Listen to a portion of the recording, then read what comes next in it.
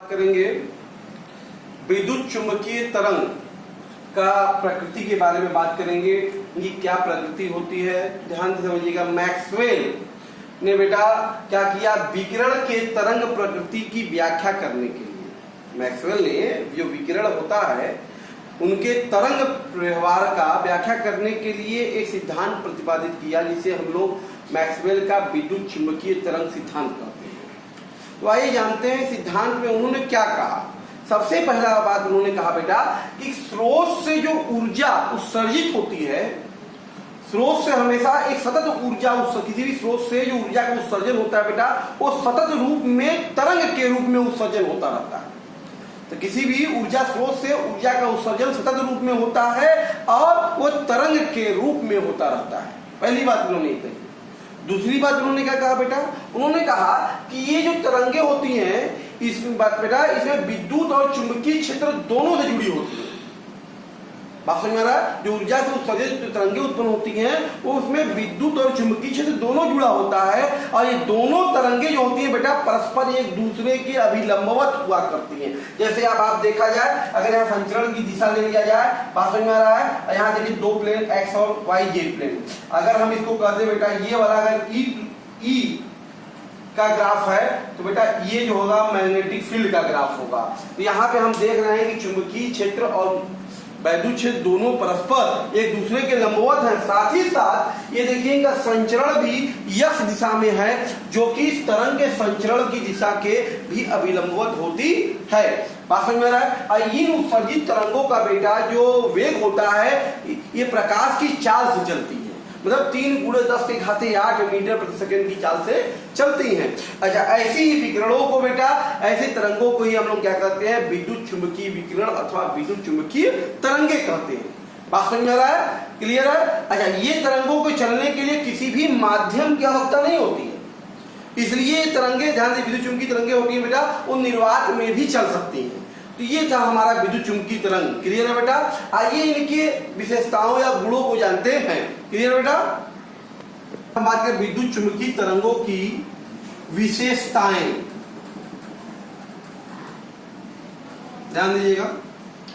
तो सबसे पहली बात है इसमें एक आता है बेटा इनका तरंग दैर्ध्य होता है। अब वेव लेंथ है क्या, इसको वेव लेंथ कहते हैं बेटा। देखो किसी भी बेटा किसी तरंग में ध्यान, मान लीजिए कोई तरंग का अगर हम निरूपण ऐसे बेटा दिखा रहे हैं,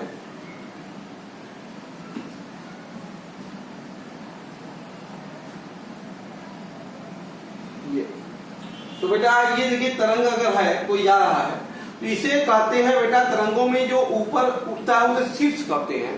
तो ये शीर्ष है और नीचे की ओर जो झुकाव होता है उसको गर्त कहते हैं। तो बेटा ये गर्त है, ठीक है। तो किस तरंग में किन्हीं दो क्रमागत शीर्षों अथवा गर्तों के मध्य की दूरी बेटा, ये दो क्रमागत शीर्षों के बीच की दूरी या दो क्रमागत गर्तों के बीच की जो दूरी होती है बेटा को तरंग दैर्ध्य कहते हैं। क्या कहते हैं? तरंग दैर्ध्य कहते हैं। क्लियर? हमेशा बेटा इसे लैम्डा से दर्शाते हैं, इसे लैम्डा से दर्शाते हैं, ध्यान दीजिएगा, ठीक है। तो दो श्रृंगों या दो गर्तों, श्रृंगों कहते हैं इसको, शीर्ष नहीं श्रृंगों भी कहते हैं, ध्यान दीजिएगा। श्रृंगों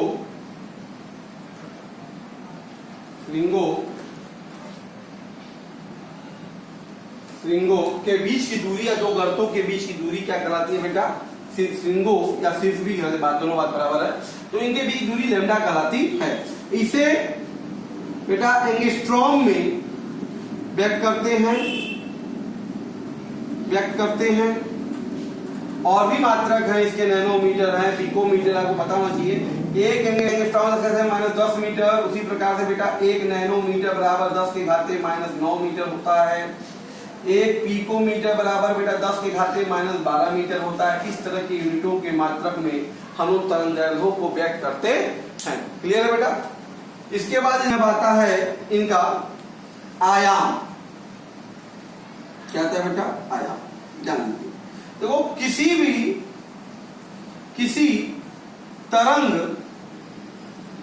के मुख्य अक्ष से बेटा, मुख्य अक्ष से, जो मुख्य अक्ष जा रहा है नहीं, ये मुख्य अक्ष जा रहा है, मुख्य अक्ष से श्रृंगों की ऊंचाई या गर्तों की जो गहराई होती है बेटा, गहराई को आयाम कहते हैं। क्या कहते हैं? आयाम कहते हैं। मतलब ये जो डिस्टेंस है मुख्य अक्ष से कितना ऊंचा गया, ये इसका आयाम कहलाएगा, या कितना गहरा गया, ये इसका आयाम कहलाएगा। ठीक है? आयाम को बेटा इसे ए से प्रदर्शित करते हैं। किससे? ए से प्रदर्शित करते हैं, ध्यान दीजिएगा। क्लियर है बेटा? अच्छा, इसे मीटर सेंटीमीटर में व्यक्त करते हैं। सबसे खास बात यह जानी है कि जो आयाम होता है तरंग का आयाम बेटा, तरंग का आयाम जो होता है वो तरंग की तीव्रता के वर्गमूल के अनुक्रमानुपाती होता है। ठीक है? तो ये जो आयाम होता है बेटा वो तरंग के तीव्रता के वर्गमूल के अनुक्रमानुपाती, मतलब A प्रोपोर्शनल टू √I होता है। क्लियर है बेटा? 3 पॉइंट जो है इसका विशेषता में आवृत्ति, फ्रीक्वेंसी की बात करते हैं। ये क्या है, ध्यान दीजिए बेटा। तरंग के किसी बिंदु से 1 सेकेंड में गुजरने वाले कुल तरंगों की जो संख्या होती है,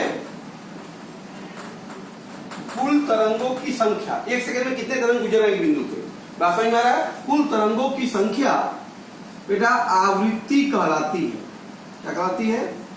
आवृत्ति कहलाती है बेटा। इसे न्यू, ये क्या है? न्यू से प्रदर्शित करते हैं। ठीक है बेटा? इसका मात्रक जो होता है ये हर्ट्ज होता है। क्या होता है बेटा? हर्ट्ज। मतलब 1 हर्ट्ज बराबर, आप समझ लीजिए, 1 चक्कर प्रति सेकेंड, ये होता है इसका मात्रक। तो 1 सेकेंड में किसी बिंदु से कितने तरंग की संख्या, कुल टोटल तरंग गुजर रही है, वो संख्या क्या कहलाएगी बेटा? आवृत्ति कहलाएगी। इसके बाद आता है तरंग की चाल। तरंग की चाल तो सीधी सी बात है बेटा, 1 सेकेंड में तरंग द्वारा चलित दूरी ही क्या कहलाती है बेटा? तरंग की चाल c कहलाती है। ठीक है? ये होता क्या है? c बराबर होता है बेटा न्यू इंटू लैम्डा। c बराबर क्या होता है? New lambda. ये तरंग की चाल होती है, ये इसका सूत्र होता है। क्लियर है? अगली प्रॉपर्टी है बेटा आवर्तकाल।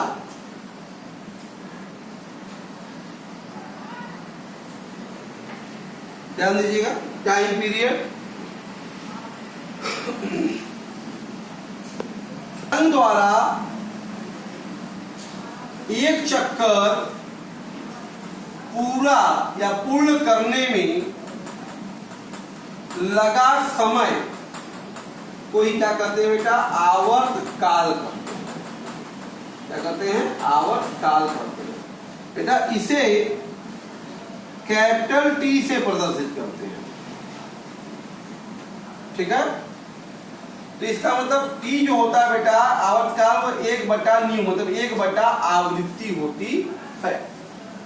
आवर्तकाल क्या होता है? 1/आवृत्ति। ठीक है बेटा। बेटा तरंग संख्या वेव नंबर, ध्यान दीजिए क्या होता है बेटा, 1 मीटर लंबे तरंग में उपस्थित, 1 मीटर दूरी में आप कह सकते हैं, 1 मीटर लंबे दूरी में उपस्थित कुल तरंगों की संख्या बेटा तरंग संख्या कहलाती है। क्या कहलाती है?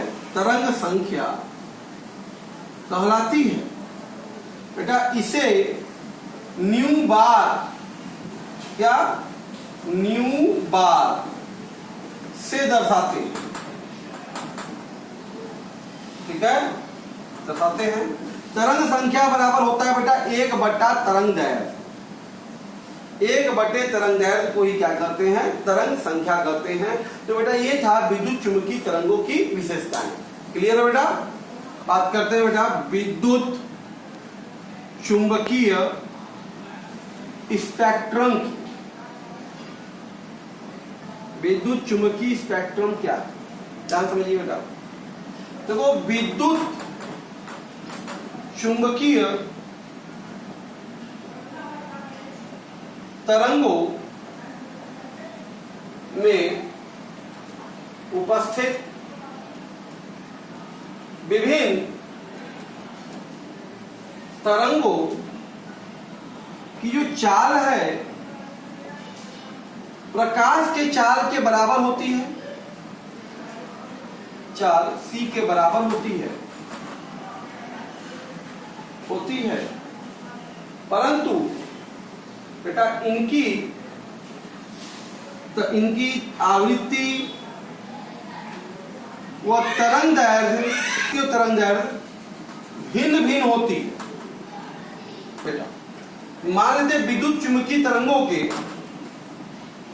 विद्युत चुंबकीय जो तरंगे हमारे पास हैं,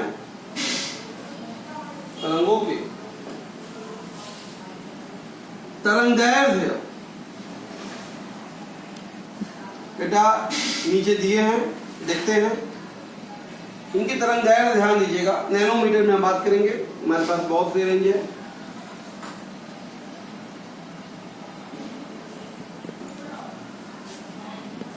कैसे शुरुआत करेंगे इसकी तरंग दैर्घ्य की, लैम्डा की? नैनोमीटर में बात करते हैं, 10⁻⁻9 से शुरुआत करते हैं। किसे शुरुआत करते हैं बेटा? 10⁻⁻9। और बेटा 4 यूनिट घटाते जाएंगे। 10 में से 9 में 4 घटेगा बेटा कितना? 10⁻⁻5। बेटा फिर घटाएंगे 10⁻⁻4 तारीख 1। ठीक है, तो फिर निश्चित तौर पे आपको क्या मिलेगा बेटा? 10 मिलेगा।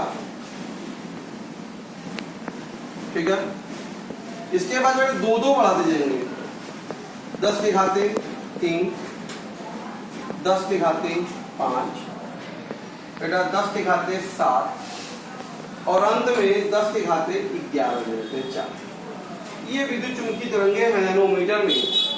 बेटा ये 10⁻⁻9 जो तरंग दैर्घ्य होता है नैनोमीटर, ये ध्यान दीजिएगा बेटा, ये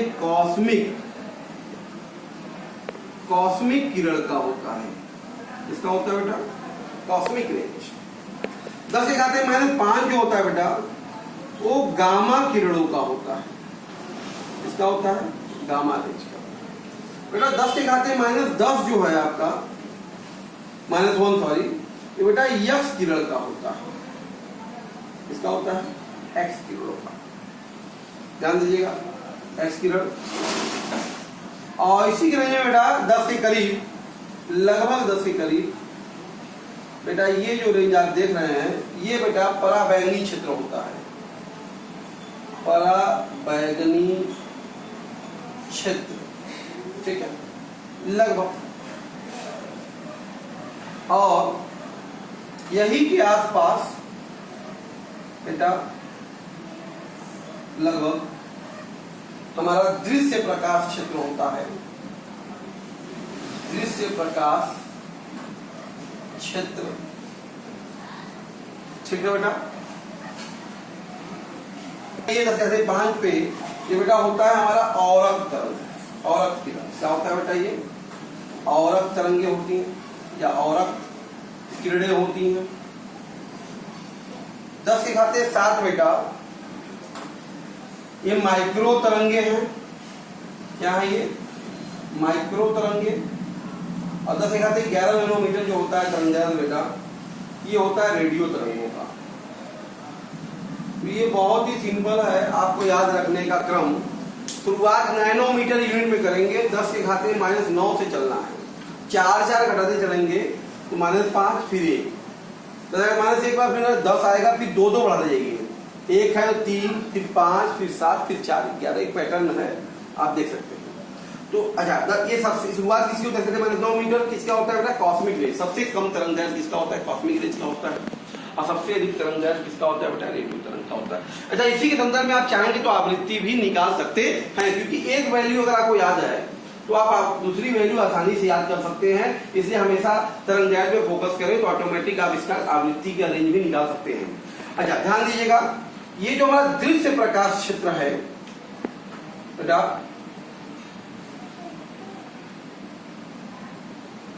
ध्यान दीजिएगा, दृश्य प्रकाश क्षेत्र ये बेटा कई रंगों का मिश्रण होता है। दृश्य प्रकाश क्षेत्र जो हमारा है ये बेटा दृश्य प्रकाश क्षेत्र है। प्रकाश क्षेत्र इसी विजुअल रेंज में हम वस्तुओं को देखते हैं। हमारा रेंज है जो लगभग 10,000 के आसपास का नैनोमीटर में तरंगदैर्घ्य रखता है, इसका रेंज है। इसमें बेटा हमको 7 रंग दिखाई देते हैं, 1 2 3 4 5 6 7, ज्यादा बड़ा कर दिया हमने। तो बेटा बैगनी बेटा भी, ठीक है बेटा। फिर होता है अगला हमारा आसमानी रंग, जिसको आई कहते हैं, इंडिगो कलर। फिर होता है बेटा नीला, नीला रंग जिसको ब्लू कहते हैं, बी। फिर होता है बेटा हरा, ठीक है, जी। फिर होता है बेटा पीला, वाई। फिर होता है बेटा नारंगी, ओ। फिर होता है बेटा लाल। तो बेटा दृश्य प्रकाश क्षेत्र में जो आप देख रहे हैं बेटा, ये भीमग्योर, ये 7 रंग के हमको क्रम दिखाई देते हैं। ध्यान दीजिएगा, इसमें बैगनी जो होता है इसका तरंगदैर्घ्य बेटा 400 नैनोमीटर, और हरे वाले का बेटा 500 नैनोमीटर, नारंगी का 600 नैनोमीटर और लाल का 700 नैनोमीटर होता है। तो कहने का मतलब दृश्य प्रकाश क्षेत्र आप देख रहे हैं ना, 400 से 900 के बीच में लाई करता है, इसी के बीच में लाई करता है। तो बेटा ये हमारा दृश्य प्रकाश क्षेत्र है भीमग्योर के क्रम में। तो यहाँ पे हमने जो देखा विद्युत चुंबकीय ये जो तरंगे हैं बेटा, यही जो स्पेक्ट्रम हमको प्राप्त हो रहा है, इन्हीं को क्या करते हैं हम लोग? विद्युत चुंबकीय स्पेक्ट्रम के नाम से भी जानते हैं बेटा। क्लियर है? यहाँ पे जो इनके तरंगदैर्घ्य का बढ़ता हुआ क्रम है, इसी क्रम में है। सबसे कम कॉस्मिक किरण, फिर गामा किरण, फिर एक्स किरण, फिर पराबैंगनी किरण, फिर दृश्य प्रकाश क्षेत्र, फिर औरक, फिर माइक्रो, फिर रेडियो तरंगे। अदृश्य प्रकाश क्षेत्र में सबसे कम तरंग दैर्ध्य बेटा बैंगनी का होता है और सबसे अधिक तरंग जो दैर्ध्य जो होता है बेटा लाल रंग का होता है। इस लाल रंग इसीलिए आप देखते हैं सूचना पट्टिकाओं पे सूचना देने के लिए लाल रंग का प्रयोग किया जाता है कि इसका तरंग दैर्ध्य अधिक होता है बैंगनी से, इसलिए। क्लियर है बेटा? ठीक है बेटा, फिर हम बात करते हैं, हम लोगों ने अभी तक विद्युत चुंबकीय विकिरण के तरंग गुणों को हमने देखा। अब हम बात करते हैं विकिरण की कड़ी प्रकृति को। तो बेटा हमने जो विद्युत चुंबकीय के तरंग सिद्धांत का अध्ययन किया, इस आधार पे बेटा इनके व्यतिकरण, जो तरंगों का गुण होता है, व्यतिकरण होता है, विवर्तन होता है, इन सभी गुणों की व्याख्या हो सकती है। परंतु कुछ ऐसे भी प्रभाव हमारे पास है बेटा, जैसे हमारे पास प्रकाश विद्युत प्रभाव है, आदर्श कृष्णिका है या कृष्णिका विकिरण कह सकते हैं उसको, हाइड्रोजन का रेखीय स्पेक्ट्रम है। इनकी व्याख्या तरंग सिद्धांत के आधार पर नहीं की जा सकती है। तो निश्चित तौर पे इससे स्पष्ट होता है कि विद्युत चुंबकीय विकिरण की प्रकृति बेटा कणीय भी होती है, पार्टिकल नेचर का भी होता है। तो अब जानते हैं, इसमें हमने बात की आपसे कि कृष्णिका विकिरण क्या है। तो कृष्णिका विकिरण समझते हैं बेटा, देखिए ब्लैक बॉडी कहते हैं इसको भाई, वह कृष्णिका जो अपने ऊपर गिरने वाले सभी प्रकार के विकिरणों को अवशोषित कर ले, चाहे किसी भी तरंग दैर्ध्य का क्यों ना हो, और वो सभी प्रकार पूर्णतया अवशोषित कर ले और पूर्णतया उत्सर्जित भी कर सके, या पूर्णतया उत्सर्जित, जितना तरंग उसने ग्रहण किया उतना ही तरंग क्या किया उसने वापस कर दिया, उत्सर्जन कर दिया। तो ऐसे कृष्णिका को, ऐसे ब्लैक बॉडी को बेटा हम लोग आदर्श कृष्णिका कहते हैं, आइडियल ब्लैक बॉडी के नाम से जानते हैं, ध्यान दीजिएगा। क्लियर है? तो आदर्श कृष्णिका इस स्थिति में ये परफेक्ट ब्लैक बॉडी होती है, इससे जो भी तरंगें विकिरित होती हैं, उत्सर्जित होती हैं, उसी को हम लोग क्या कहते हैं बेटा, कृष्णिका विकिरण के नाम से जानते हैं। हम लोग पाते हैं प्रारंभ में बेटा कि जैसे जैसे एक नियत ताप पर, ध्यान दीजिएगा, एक नियत ताप पर जैसे जैसे इसका तरंग दैर्ध्य बढ़ता है, इसकी तीव्रता भी बढ़ने लगती है।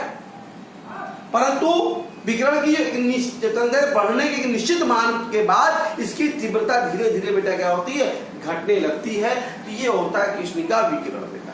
क्लियर है? अब हम जानते हैं इनके कड़ी गुणों के संबंध में प्लांक क्या कहते हैं, प्लांक का क्या सिद्धांत है बेटा। ओके बेटा, हम प्लांक का सिद्धांत देखिए क्या है। प्लांक ने विकिरण का एक क्वांटम सिद्धांत दिया, जिसी को हम प्लांक सिद्धांत कहते हैं। इसके अनुसार सबसे पहला बात इन्होंने क्या कहा बेटा कि विकिरण ऊर्जा का जो उत्सर्जन होता है वो असतत रूप में ऊर्जा के पैकेट के रूप में होता है। विकिरण ऊर्जा जो उत्सर्जन है बेटा वो डिसकंटिन्यूअस असतत फॉर्म में होता है, सतत रूप में होगा, और ये ऊर्जा के पैकेट्स के रूप में होता है। इन ऊर्जा के इन पैकेटों को बेटा हम लोग क्या कहते हैं, क्वांटा या क्वांटम कहते हैं। और प्रत्येक क्वांटा की बेटा ऊर्जा जो होती है वो निश्चित होती है, ध्यान दीजिएगा। क्लियर है? और हम पाते हैं कि प्रत्येक क्वांटा की जो विकिरण जो ऊर्जा होती है बेटा वो उसकी आवृत्ति के समानुपाती होता है, अर्थात E बराबर एच न्यू या न्यू बराबर सी बाई लेमडा, तो E बराबर क्या हो जाएगा, एच सी बाई लेमडा हो जाएगा। जहां एच क्या है बेटा, प्लांक नियतांक है, इसका मान आप याद रखिएगा। जैसे सी का मान आया 3.8 मीटर पर सेकेंड, उसी प्रकार प्लांक नियतांक का मान 6.62 जूल सेकेंड होता है, याद रखिएगा। क्लियर है बेटा? उसके बाद ध्यान दीजिएगा, उत्सर्जित या अवशोषित जो ऊर्जा होती है बेटा ये हमेशा एक पूर्णांक के रूप में होती है। मतलब एन एच न्यू, मतलब एन की 1 to 3, हमेशा ऊर्जा का मान H new, 2 H new, 3 H new, 4, कभी भी भिन्नात्मक ऊर्जा नहीं हो सकती। क्वांटा की ऊर्जा कभी भी भिन्नात्मक नहीं होगी, हमेशा पूर्णांक के रूप में होगी। और आप ध्यान दीजिएगा, एवोगाड्रो संख्या, एवोगाड्रो नंबर के बराबर जो क्वांटा है उसकी कुल ऊर्जा जो होती है, एक एवोगाड्रो नंबर के बराबर क्वांटा की जो कुल ऊर्जा होती है उसको आइंस्टीन ऊर्जा कहते हैं। बात समझ में आ रहा है? तो 6.02 10 के पावर 23 क्वांटा की जो एनर्जी है उसको क्या कहते हैं, आइंस्टीन ऊर्जा कहते हैं। तो आइंस्टीन ऊर्जा बराबर क्या होगा बेटा, NaHc अपॉन लेमडा। ये क्या है, प्लांक का क्वांटम सिद्धांत है। क्लियर है बेटा? करते हैं हम आपसे प्रकाश विद्युत प्रभाव, फोटो इलेक्ट्रिक इफेक्ट। ये क्या है, ध्यान दीजिएगा बेटा। देखो, जब किसी निश्चित आवृत्ति वाले विकिरण को किसी धातु के सतह पर डाला जाता है, जब किसी निश्चित आवृत्ति वाले विकिरण को किसी धातु की सतह पर अगर विकिरण डाला जाएगा तो धातु के सतह से बेटा इलेक्ट्रॉनों का उत्सर्जन होता है। बात समझ में आ रहा है? धातु की सतह से क्या होगा, इलेक्ट्रॉनों का उत्सर्जन। धातु की सतह से इलेक्ट्रॉनों का उत्सर्जन ही क्या कहलाता है, प्रकाश विद्युत प्रभाव कहलाता है। बात समझ में आया। तथा उत्सर्जित होने वाला वे इलेक्ट्रॉन क्या कहलाते हैं बेटा, प्रकाश इलेक्ट्रॉन के नाम से जाने जाते हैं। इस तरह के प्रभाव में बेटा खासकर पोटेशियम, रुबिडियम, सीजियम जैसे धातुओं पर अगर हम लोग क्या करेंगे, प्रकाश डालेंगे तो ये प्रभाव ज्यादा हमको प्रेक्षित दिखाई देगा। जैसा कि उपकरण में हम देख रहे हैं, एक निर्वात नलिका है बेटा, इसमें 2 प्लेट लगी हुई है, धनात्मक और ऋणात्मक। ऋण प्लेट पे हम वो धातु लगाते हैं जिस पर हमें क्या करना है, प्रकाश विकिरण आपतित करनी होती है। इस धातु सतह पे बेटा प्रकाश विकिरण क्या करते हैं, आपतित करते हैं, ठीक है, जिससे प्रकाश इलेक्ट्रॉन उत्सर्जित होगा। बात समझ में आ रहा है। तो होता क्या है, इन प्रभावों से ध्यान दीजिएगा, इन प्रभावों से, इन प्रयोगों से निम्न निष्कर्ष प्राप्त हुए। पहली बात क्या है, ध्यान दीजिए, जब भी धातु के सतह पर प्रकाश विकिरण आपतित होगा तो उनके सतह से प्रकाश इलेक्ट्रॉनों का उत्सर्जन होता है। मतलब प्रकाश विकिरण अगर आपतित होगा तभी प्रकाश इलेक्ट्रॉन का उत्सर्जन होगा, प्रकाश विकिरण आपतित नहीं होगा तो प्रकाश इलेक्ट्रॉनों का उत्सर्जन नहीं होगा। दूसरी बात है बेटा, ध्यान दीजिएगा कि धातु के सतह से उत्सर्जित होने वाले इलेक्ट्रॉनों की संख्या, मतलब कितनी संख्या में इलेक्ट्रॉन उत्सर्जित होंगे, उनकी संख्या आपतित होने वाले प्रकाश की तीव्रता पर निर्भर करती है, न कि उस आपतित प्रकाश की आवृत्ति पर निर्भर नहीं करती। एक सेकंड में कितने अधिक इलेक्ट्रॉन उत्सर्जित हो सकते हैं वो डिपेंड करेगा इस प्रकाश की तीव्रता पर, न कि उसकी आवृत्ति पर। जबकि बेटा उत्सर्जित होने वाले प्रकाश इलेक्ट्रॉनों का वेग, जो बाहर निकल रहे इलेक्ट्रॉन, उनका वेग अथवा उनकी गति ऊर्जा जो होती है वो आपतित प्रकाश की आवृत्ति पर निर्भर करती है। आवृत्ति, इतनी अधिक आवृत्ति का अगर हम प्रकाश डालेंगे उतनी अधिक तीव्रता से, उतनी अधिक गति ऊर्जा से इलेक्ट्रॉन क्या होगा, उत्सर्जित होगा। क्लियर है बात में। धातु की सतह से, धातु की सतह से प्रकाश इलेक्ट्रॉनों का उत्सर्जन होने के लिए जो आपतित प्रकाश की आवृत्ति एक न्यूनतम आवृत्ति से कम नहीं होनी चाहिए। उस न्यूनतम आवृत्ति को हम क्या कहते हैं, उसकी देहली आवृत्ति कहते हैं। इसका मतलब अगर आपतित प्रकाश की आवृत्ति इस देहली आवृत्ति से कम होगी तो कभी भी प्रकाश का उत्सर्जन नहीं हो सकेगा, प्रकाश विद्युत प्रभाव नहीं हो सकेगा। तो हमेशा जो आपतित प्रकाश है, जो ऊर्जा आपतित की जाती है, हमेशा बेटा उसका जो मान होना चाहिए देहली आवृत्ति से क्या होना चाहिए, उच्च होना चाहिए। अब इसको गणितीय रूप में भी लिख सकते हैं। जैसे मान लीजिए अगर किसी धातु पर आपतित प्रकाश, एक प्रकाश विकिरण जिसकी ऊर्जा h न्यू, जहां बेटा न्यू जो है वो ज्यादा है न्यू नॉट से, देहली आवृत्ति ज्यादा है धातु सतह से, h न्यू है ऊर्जा, h न्यू बेटा जहां new greater than new not, ऊर्जा आपतित होती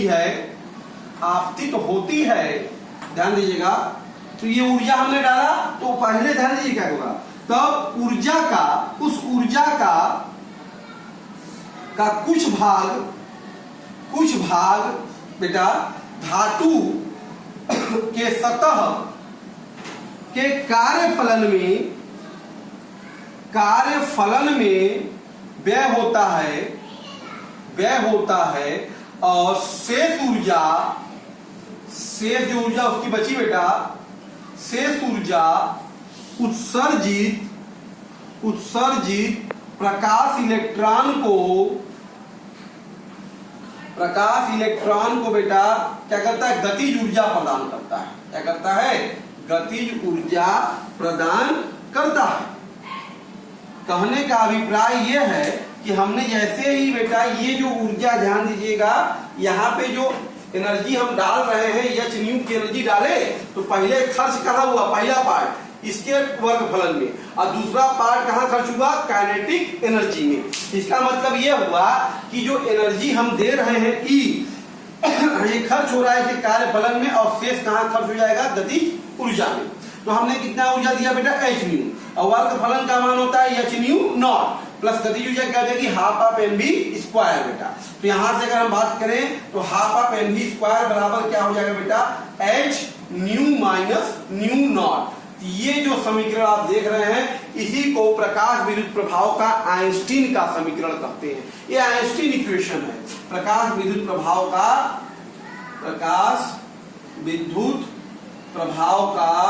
बेटा आइंस्टीन समीकरण है।